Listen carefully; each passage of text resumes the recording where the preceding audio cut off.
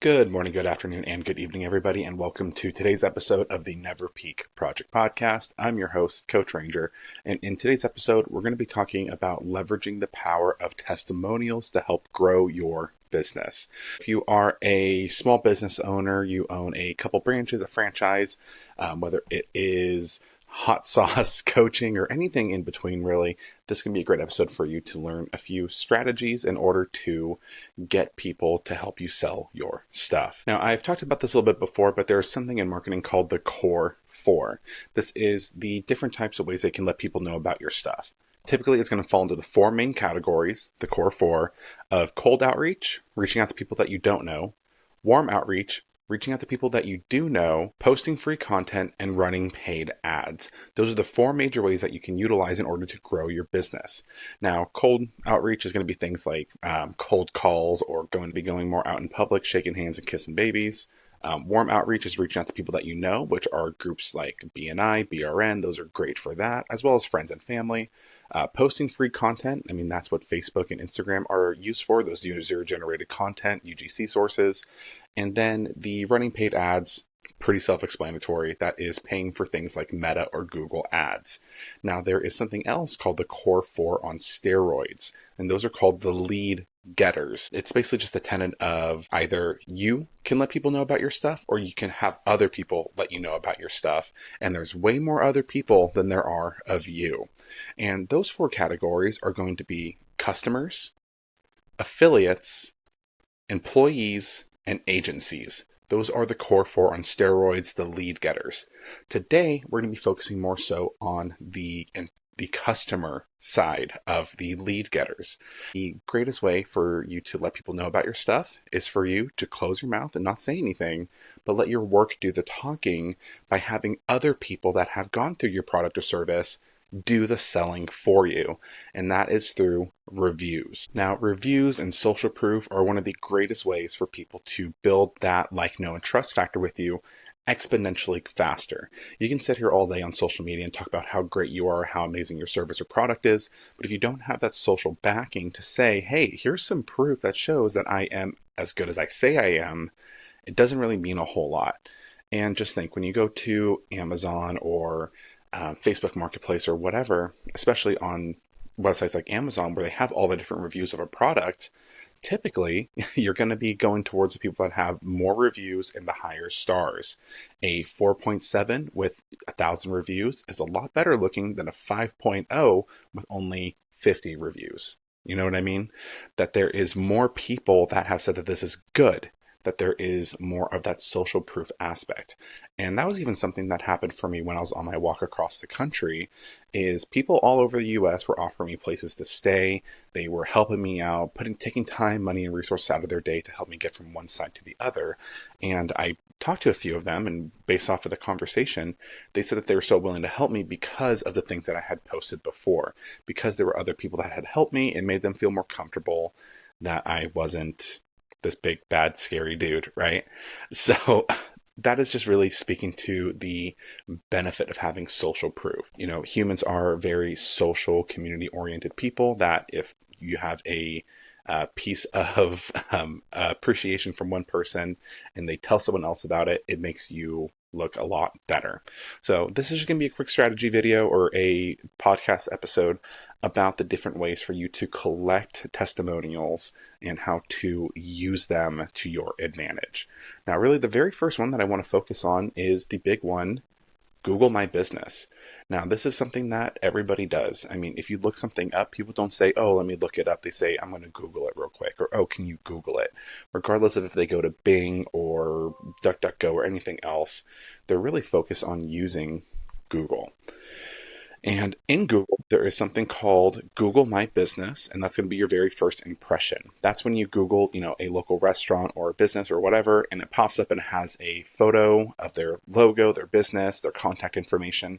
That is going to be the very first thing that you're going to want to set up for your business. That was one of the first things that I did, and I'm very, very glad I did, because again, it shows up exactly where you are. It tells people the area that you serve and gives you direct access to your websites.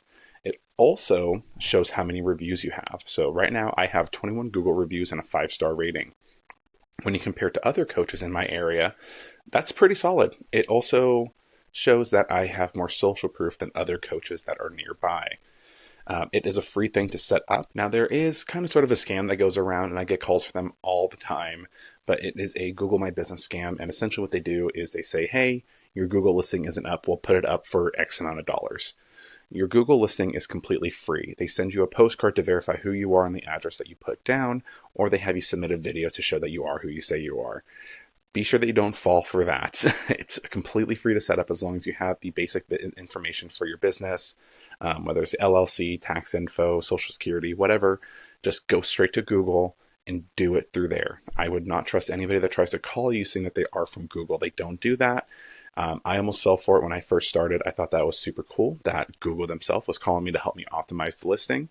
And at the very end, they tried to pitch me for all these thousands of dollars to help with my SEO. Don't do that. Just focus on setting up a Google My Business page so that you can start collecting reviews. Once you have that up, it is very easy for you to click into the reviews, write a review, and send that to people that have done work with you in your business. The next thing is Yelp and Nextdoor. Now, Yelp is especially good for things like restaurants or service-based businesses that are pretty local to an area. Yelp, I also know, is a little bit more extreme on the people that are on there doing their reviews. There's something called Yelp Elite, where if you do a certain amount of reviews or a certain quality, or you get recognized by the leader in a certain area, they will bring you on as a Yelp Elite reviewer. So that is something to keep in mind if you are a restaurant or service-based business. I know at one of the wineries and vineyards that I worked at over in the Davis area, we would have a few parties every once in a while where it was Yelp Elite reviewers would come by and then they would leave reviews for the business. Now, another good one is Nextdoor. Nextdoor, what I've noticed the difference between Nextdoor and other platforms is there is a little bit more of a trust factor on there. Since you do have to be a little bit more verified in order to have an account on Yelp and be in a specific community or neighborhood, people tend to trust each other a lot more because you get to see people, you see who comments, who posts regularly, and there's just a little bit more of a layer of deeper connection. So especially in the networking groups that I'm a part of, we do a lot of our referrals through Nextdoor because people post on there, hey, I'm looking for a contractor, I'm looking for a roofer, I'm looking for a blank, and then you're able to find people through that. So if you have people in your area that are advocates for you and your business, it'd be a good idea to reach out to them and let them know, hey, if anybody ever asks for a roofer, be sure to send them my information. Be sure to comment, like I super appreciate it. And if you see one of those posts and somebody has already mentioned you, be sure to thank them profusely and then offer a call or consultation or whatever it is needed for you and your business. And the other part is to just really pay attention to anything that you can collect reviews on. So for me, I mean, there's Facebook reviews, there are Google My Business, Yelp, Nextdoor, etc. But there's also reviews for each of the podcast platforms that I send my feed out to. So on iTunes, on Apple, I guess, Apple, Spotify, and everything else, there is the opportunity for people to leave a review. So if you haven't done so already, I would super appreciate if you took just a few seconds, a few swipes of the thumb to leave a review for this podcast on whatever podcast platform you're listening to right now. Just be sure to leave it. Honestly, let me know what you think of the show, and I would super appreciate it. And once you do so, share it to your feed, let me know, and I will be sure to repost it. If anybody ever reposts any content from my podcast or from my channel, I try to repost them as well and just send a quick thank you. So I would recommend you do the same thing if you have a podcast or any other audio platform that you utilize for your business. Now, the very next thing is to get creative with how you get your reviews. Now, typically what I've seen is people think that you have to do the full service for people in order to get a review or a testimonial for your business. And I don't necessarily think that that is true. I do think there's a level of competency and service that you need to show and provide to whoever gives you a review, but it doesn't necessarily have to be the core offer for your business. Now, when I say that, what I mean is you can give people a review based off of smaller aspects of their business. So for me, the bread and butter of my business is the one-to-one and group coaching programs. But I do ask for reviews for my workshops and speaking presentations that I give as well. That is a great way to get a group of 10, 15, 20, 30 people in front of you and hopefully collect a few more testimonials from those people than otherwise would actually sign up for your program. Now, what I've done for that in the past is after I do a workshop, an hour, hour and a half long, I send everybody a thank you email with a free gift, whether it's just a little PDF or something else just to say thanks, as well as an ask to leave a testimonial for me and my business. And that's been a great way for me to collect an extra 3 or 4 reviews for people that I didn't have to spend a whole lot of time with specifically. And they also mentioned that they were there for a workshop or a presentation. Another way to do that is to offer free work for feedback and testimonials as well. There have been a few people where I have done, 1 to 3 or 4 calls with them for free in order to get feedback and a testimonial for my business. And that helps me a ton in terms of knowing that your product or service is good, first of all, and gives you that initial boost in credibility. Because somebody is, after just a few sessions, willing to put their name on a review and say that you did a good job, that means a ton. So be sure that you are looking for ways to leverage your area of expertise and your experience to ensure that you have a way to actually pull in more reviews without spending a whole lot of time doing the full service. The next thing is to build up a video testimonial. This is something that I'm currently working on. I don't have one just yet, but it is in the works. What you do essentially is you ask some of your best clients, people that have the best transformations, where you've done the best work for them. You collect videos of them talking about you and your service, and then you edit it together as a solid video for you to put on your website and social media to show that there are real people out there that have worked with you that enjoyed your product or service. And I have a SOP, a little PDF in the link in the description. Just go ahead and hit that, and then you can just copy and use it for you and your business. But essentially what you do right after an inflection point, a point where a customer or client has reached a great outcome in their life because of your service, you ask them, hey, I want to do a quick video interview with you. When in the next 2 days is a good time? They schedule 10, 15 minutes. You just do a recording off of something like Zoom or Riverside. You take that recording and you edit it together.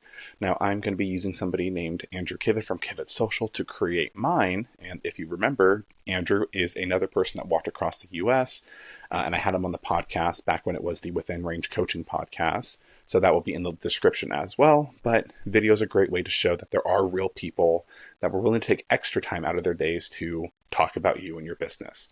So that is a higher level way for you to show people that there are people that look like them, that talk like them, sound like them, that have had results from you and your business. It's just collecting and getting the testimonials. It doesn't just stop there. Be sure that you're actually showcasing them in as many ways as possible. One of the greatest ways that I've learned to showcase my testimonials is just through a quick carousel post on Instagram or Facebook. Just here are some great client feedback, put the star rating, put the best reviews that really show off you and your business and the type of demographic that you really want to hit. You can also have it in your email signature, just a quick quote by a happy client, or a button that says click here to see testimonials, as well as taking those testimonials and creating an actual client success story based off of the different objections that you see typically in your business, whether it is price, time, results, etc. Be sure that you are actually collecting these testimonials and results you're getting for your clients so that in the future, if anybody has an objection, you can easily say, oh, that's pretty much exactly what Jane Doe said, or John Doe experienced this, and this is what he was able to see. And be sure that they're actually real stories so that you can back them up. You want to make sure that you're being ethical with how you're using it, and that you aren't just chat GPTing a bunch of testimonials.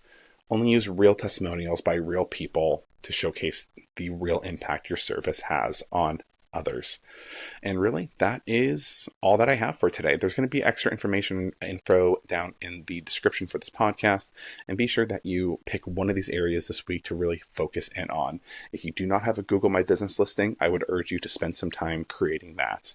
If you aren't sure how to do it, go ahead and send me a message and I will be sure to help walk you through it.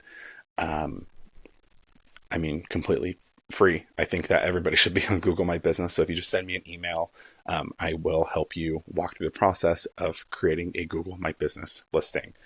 But as always, thank you all so much for listening and for your time and attention today. Once again, I would super appreciate if you left a rating and review on whatever podcast platform you're listening to this on. It just takes a few seconds, swipe of the thumb, in order to help this get to more people that need to see it. So thank you all once again. And remember, the best is yet to come as long as you are willing to make the decision to never settle, never quit, and never peak. I'll see you guys in the next one.